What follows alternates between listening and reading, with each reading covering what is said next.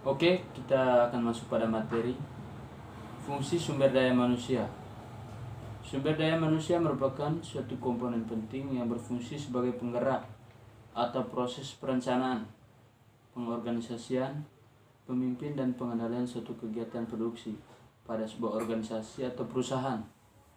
Dalam suatu perusahaan, manajemen sumber daya manusia adalah salah satu fungsi atau potensial yang merupakan aset atau modal yang dapat diwujudkan menjadi potensi nyata real, baik itu secara fisik maupun non-fisik, dalam mewujudkan eksistensi organisasi yang fokus pada kegiatan rekrutmen, pengelolaan dan pengarahan karyawan. Dalam suatu perusahaan, kalau tanpa suatu SDM, maka perusahaan itu akan mati atau tidak akan berkembang. Jadi kesimpulannya, sumber daya manusia itu sangatlah penting untuk digunakan di suatu perusahaan.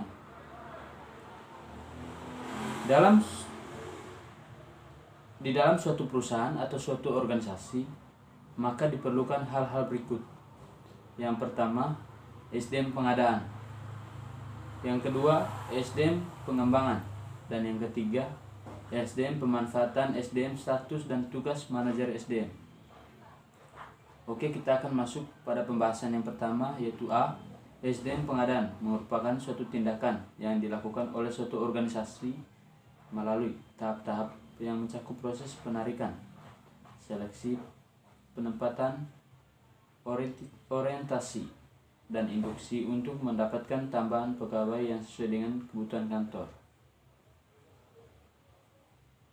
Yang ke B, SDM pengembangan adalah salah satu rangkaian kegiatan organisasi atau institusi yang dilaksanakan dalam interval atau waktu tertentu dan didesain untuk melahirkan perubahan sikap, mental, dan keahlian karyawan sehingga mereka mampu menyelesaikan penugasan yang berhubungan dengan peran dan tanggung jawabnya di suatu organisasi tersebut. Dalam suatu organisasi sangat diperlukan pengembangan, baik itu dalam bentuk material maupun pemikiran. Yang kecil, SDM pemanfaatan merupakan suatu tujuan agar perusahaan tersebut dapat berkembang, maka diperlukan SDM pemanfaatan agar di setiap barang yang diproduksi dapat dimanfaatkan dengan baik supaya perusahaan dapat berkembang.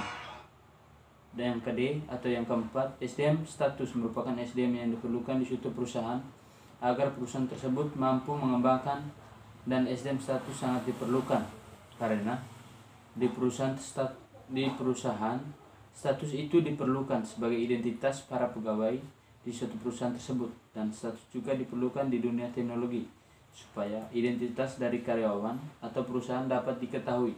Contoh